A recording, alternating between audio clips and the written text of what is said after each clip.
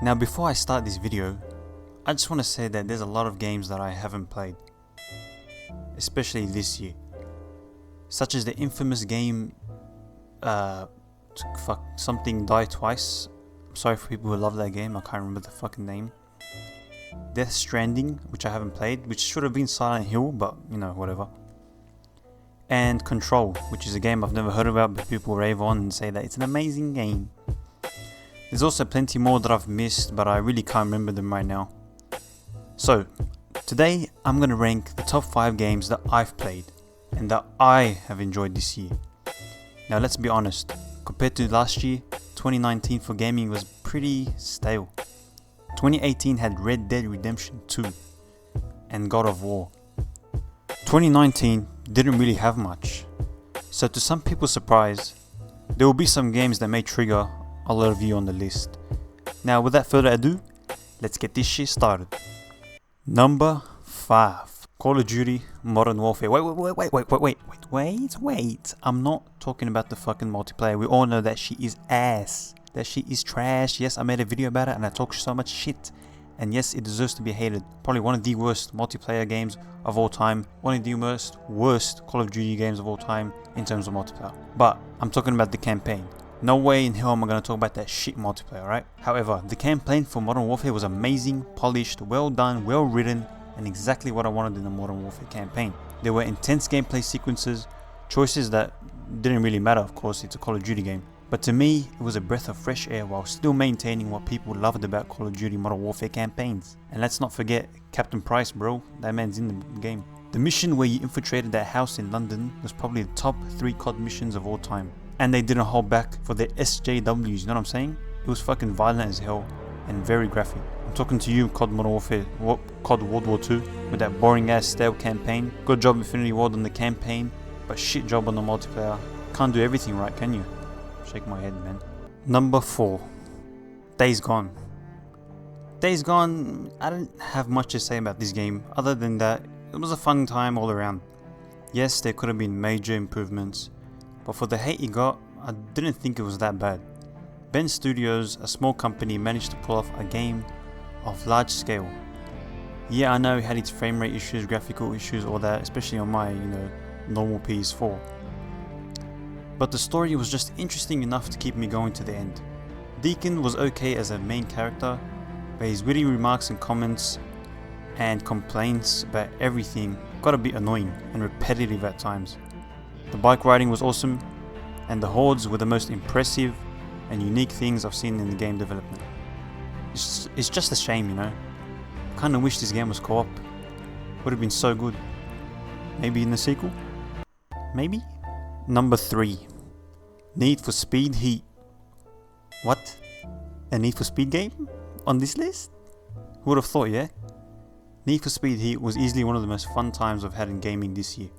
I mean, it had all I wanted in a Need for Speed game. Payback, the one that came before it, was horrific. Need for Speed 2015 was one I really enjoyed, so I wanted them to make a Need for Speed game that was like the 2K15 one, but even better. And that is exactly what they did for this one. So I mean, what did you expect? But what really made me love this game was the fact that EA didn't put their noses in, as they always do, and make microtransactions in this game. I am happy to say that there was no microtransactions in Need for Speed Heat, and that made me want to grind the game. The story was just right for a Need for Speed game, but really short, and once you hit rep level 50, there really wasn't much you can do but upgrade whatever cars you want from the 130 cars that were in selection. The Porsche is still the most OP car even after 5 years, but that's besides the point. There really wasn't much you can do anymore. So I hope they learn from this and keep making Need for Speed games like this, but pushing the boundaries to see what else they can do this game, what else they can do to improve Need for Speed games. But they are heading in the right direction. If you want to hear more about this game, go check out my other video. I'll link it down in the description below. But yeah, for now, good job EA, good job. Number 2. Far Cry New Dawn. Far Cry New Dawn? Are you crazy? I can already see the comments down below. Yes, I am crazy, because Far Cry New Dawn was easily the funnest time I've had in a video game this year. What really sold this game for me was the fucking knife takedowns, which were strapped in Far Cry 5 and I don't know why. Well, and the well done co-op system, of course. That I think more games should add. If you know me, I base games of how fun I have on them, and Far Cry New Dawn was the most fun I've had in a long time. The weapon upgrades with the different tiers was such a welcome addition to Far Cry games that gave you a breath of fresh air and something to grind for. The story was a continuation of Far Cry 5, but to me it was just boring, flat, and pretty shit. But I could not care less. I've given up on Far Cry stories since the amazing Far Cry 3. Bring back Vast, by the way, please, Ubisoft, seriously. Anyway, the game was so fun, especially with the gameplay elements that come in later on. So if you're looking for a cheap, really cheap, fun as hell game, especially if you have a friend, pick up this game and play it. I swear to God, it's probably going to be very fun time with your friends, and just pick up the damn game and find out for yourself. If you like first person shooters and if you like Far Cry but you think they're falling off, trust me, pick up New Dawn and check it out. You won't regret it, especially if you have a friend. Now I wanted to add some honorable mentions before I get to number 1. So remember when I said that these games are the ones I'm talking about that I've played this year, so they might not necessarily be from 2019. So honorable mentions for new games that I actually played for the first time were Uncharted 1, 2, 3, Uncharted 2 being my favorite, 3 being my second favorite, and 1 being my least favorite. I still haven't played the 4th one yet, but I'll get to that next year, hopefully sometime when it goes on sale.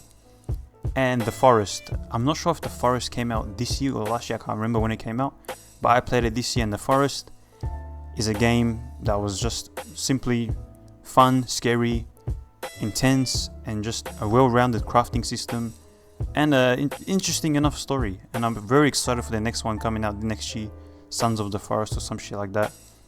I know it's going to be a hit. So The Forest and Uncharted, these are the games I played this year that weren't necessarily came out in 2019, but I played them this year and I really enjoyed them.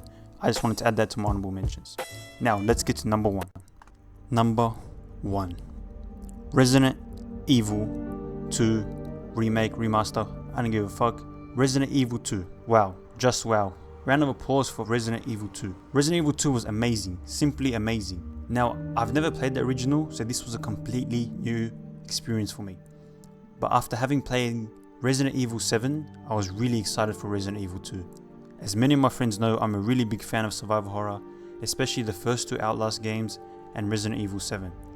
But as soon as I started playing the game, I noticed the love, the care, the polish that was put into this game. It was polished to the brim. The gameplay was fantastic, the atmosphere was scary as fuck, the characters were instantly likable, there were zombies, lickers, and my boy Mr. X was probably one of the most intense, intimidating, scary as fuck characters, enemies that I've ever seen in my life, and I loved it so much. I fucking loved him. He's probably the best enemy I've had in a while. As soon as I saw him grab that helicopter and start chasing me, I knew I was in for a fun ride. Not to mention the sheer panic when you realize you don't have inventory space or bullets and you have to conserve your ammo. I just love that shit. Old school as fuck, you know. But don't take my word for it. Take all those reviews that are out there praising the game because they're right. You can either play as Leon and Claire. That's 2 campaigns that are completely separate, and you can play them in any order and they will have different stories and different outcomes. That's at least 24 hours of gameplay, man. Fuck, man. Good job, Capcom. And I'm excited for Resident Evil 3 coming out next year. Maybe that will be number 1 for me as well next year, maybe, who knows. And there you have it, my top 5 favorite games of 2019. Let me know yours down in the comment section below, and if you disagree with me, tell me why, and let me know what you would change, because I know this list will stir a bunch of hardcore gamers, but I don't give a shit, bitch. I might make one for movies because I've seen a lot this year especially, but who knows. If you've come this far, please consider liking, subscribing, commenting, and all that bullshit. 2020 is gonna be a hell of a year, man. Let's get this shit going. I love you guys. Have a good day, have a good year, have a good Christmas, and all that. And I'll see you all in my next video, which hopefully will be sooner than later. I love you, man. Peace.